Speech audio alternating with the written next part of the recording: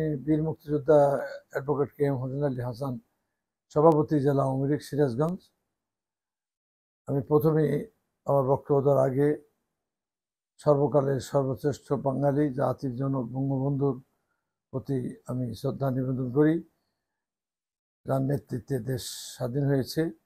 পরবর্তীতে 1975 সনের 15 আগস্টে তার সহধর্মিণী সহ তার পরিবার, আত্মীয় স্বজন যারা শহীদ হয়েছেন তাদের প্রতি শ্রদ্ধা নিবেদন করি, জাতীয় চার নেতার প্রতি নিবেদন করি শ্রদ্ধা, এবং মুক্তিযুদ্ধে যারা শহীদ হয়েছেন তাদের প্রতি শ্রদ্ধা নিবেদন করে আমি আপনার সামনে দু একটি কথা পেশ করছি। উপস্থিত সাংবাদিক ভাই, আপনি জানেন যে 75তম আজকে আগামীকালই 75তম প্রতিষ্ঠা বার্ষিকী। 75 বছর পূর্বে আওয়ামী লীগের জন্ম হয় 1949 সালে ঢাকা রোজ গার্ডেনে। এই দলের জন্ম হয়, সেখানে আনুষ্ঠানিকভাবে এই দলের প্রতিষ্ঠা হয়। তারপর থেকেই আপনারা জানেন যে ভাষা আন্দোলন, তারপরে দেখেন 62 আন্দোলন, তার 69 গণঅভ্যুত্থান, তারপর 70 নির্বাচন, 71 মুক্তিযুদ্ধ। এইটুকুর মধ্যে যদি আসি, এই মুক্তিযুদ্ধ 1970 নির্বাচনের আগ পর্যন্ত এবং 71 মুক্তিযুদ্ধ সহযুদ্ধেরই এর পরে বঙ্গবন্ধুর নেতৃত্বে এ দেশ স্বাধীন হয়েছে। আমরা সে ছিল মুক্তিযুদ্ধের সর্বাধিনায়ক, তার নেতৃত্বেই আমরা যুদ্ধ করেছি।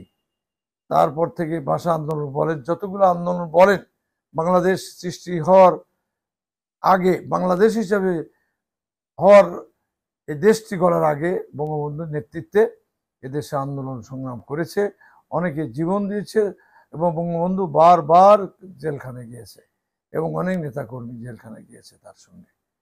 দুঃসময় তখন পাকিস্তানি আরবরা আমাদের কথা বলতে দেয়নি, আমরা কথা বলতে পারি নাই, মানে জেল আর জেলে, মার্শাল্লাহ আর মার্শাল্লাহ, এইভাবেই চলেছে।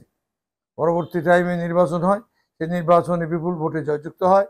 নির্বাচনের পরে ইহিয়া ভুট্টো এরা ক্ষমতায় ছাড়ে নাই, তারপরেই উনি ডাক দিলেন সংগ্রামের, যেমন 7ই মার্চের সংগ্রামের শরৎ উদ্যানে লাখো জনতার সামনে বলেন, এবারের সংগ্রাম মুক্তির সংগ্রাম, এবারের সংগ্রাম স্বাধীনতার সংগ্রাম।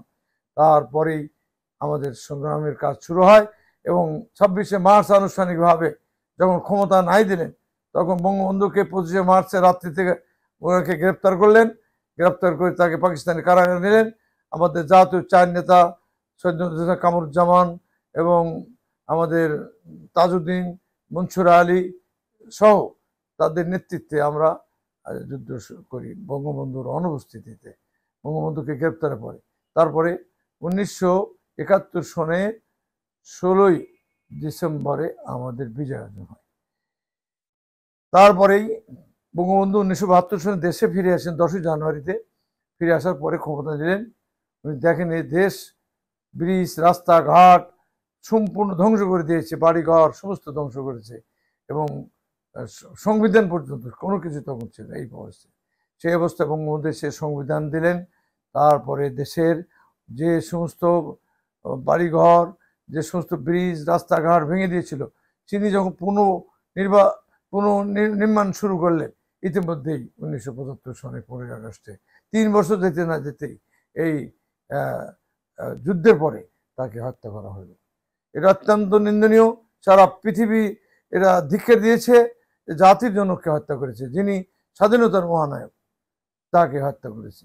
তারপর থেকে 1975-এর 15ই আগস্টের পরে নির্যাতন হওয়ার পরে পিস দরদে দিয়ে জিয়াউর রহমান ক্ষমতা এসেছে, তারপরে খালেদা জিয়া, তারপরে মোস্তাক এর আগে, এবং তারপরে হলো স্বৈরাচার সরকার, সব দিয়ে 29 বছর আমাদের নির্যাতন, জেল, জুলুম, হত্যা, মানে হাজার হাজার কর্মীকে গ্রেপ্তার করেছে, এবং আমরা দুঃখ কষ্ট করেছি। এমনকি সিরাজগঞ্জের এমন কোনো বাড়ি নাই ভাঙচুর হয় নাই, লুটপাট হয় নাই। পুলিশের নির্যাতন, আর্মির নির্যাতন, বিভিন্নভাবে আমরা নির্যাতিত হয়েছি। অনেক লোক জেল কেটেছে, মাসের পর মাস। আমরা অনেক সময় জীবনের ভয়ে পলিয়ে থেকেছি। এই অবস্থার মধ্যে চলেছে। বাড়িঘর আমাদের ভাঙচুর করেছে, এমনকি ক্লিনহাট সহ বিভিন্ন নির্যাতন করেছে। আমার বাড়ি ঘেরাও দেওয়া হয়েছে, ক্লিনহাট নিয়ে আমার ছেলে সহ 5 জনকে গ্রেপ্তার করে প্রথম দিনে নিয়ে যায়।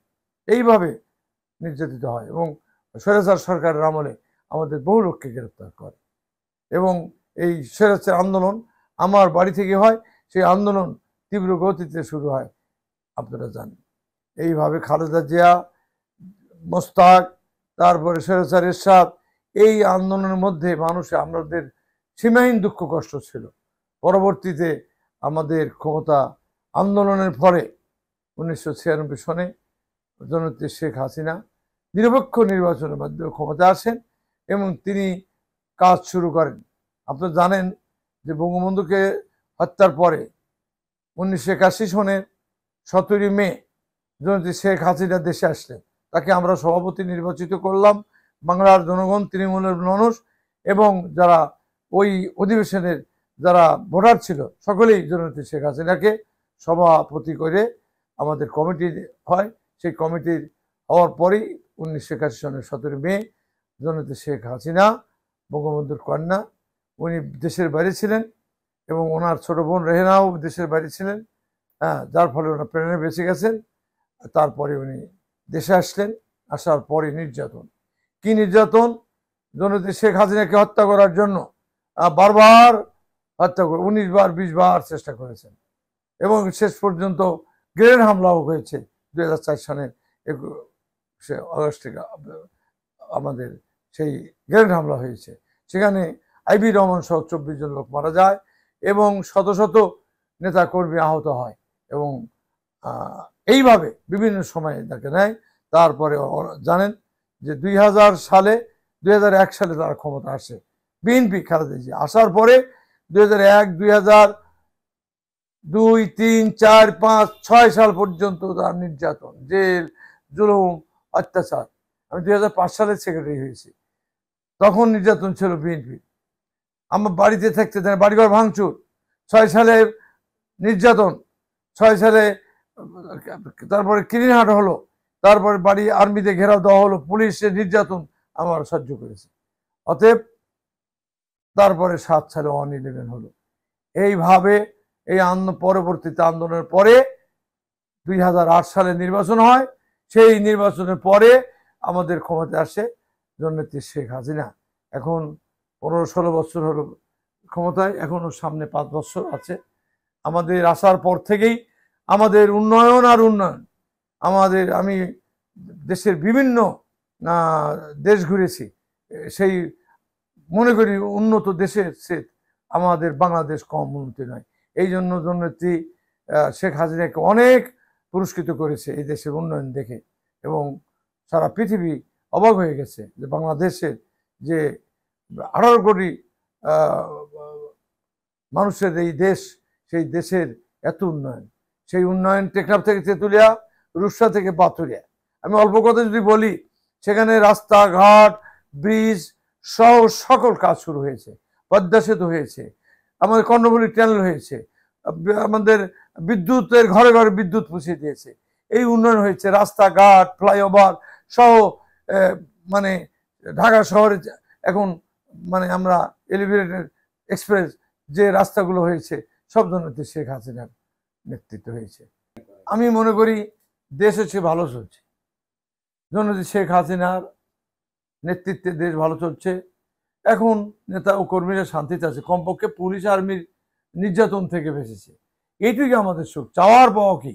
অনেকে পেয়েছে, অনেকে ব্যবসা করে, ব্যবসা বাণিজ্য করে, যার যার কবলে। কিন্তু দল করার উদ্দেশ্য, আমার তো বড়লোক হওয়ার কথা না, দল করার উদ্দেশ্য কামাই করে দেওয়ার উদ্দেশ্য না, দল ক্ষমতায় জনগণের সেবা করা। সেই সেবা করার সুযোগ হয়েছে জননেত্রী শেখ হাসিনার হাত থেকে। আমরা ভালো আছি পুলিশের নির্যাতনের হাত থেকে এবং কমপক্ষে আমরা শান্তিতে ঘুম পাড়তে পারছি, এটাই হলো আমাদের শান্তি। এবং সিরাজগঞ্জ জেলা আওয়ামী লীগ অত্যন্ত শক্তিশালী, প্রতিটি থানা খুবই শক্তিশালী এবং নিরপেক্ষ নির্বাচন হয়েছে। সবগুলো নির্বাচনে আমরা জয়যুক্ত হয়েছি। আমাদের পার্লামেন্ট নির্বাচন, তারপরে গেছে উপজেলা নির্বাচন, তারপরে অন্যান্য নির্বাচন, সবগুলি শান্তিপূর্ণভাবে হয়েছে। দু একটি জায়গায় ঘটনা ঘটেছে, সেগুলো আমরা নিজেরা মীমাংসা করে ফেলে দিছি। আমরা ইনশাল্লাহ আবার প্রত্যেকটি উপজেলায় আমরা যে সমস্ত সমস্যার সমাধান করার চেষ্টা করব। জননেত্রী শেখ হাসিনার হাতকে শক্তিশালী করব। আজকের এই বক্তব্যে জননেত্রী শেখ হাসিনার দীর্ঘায়ু কামনা করে আমার বক্তব্য শেষ করছি। জয় বাংলা, জয় বঙ্গবন্ধু।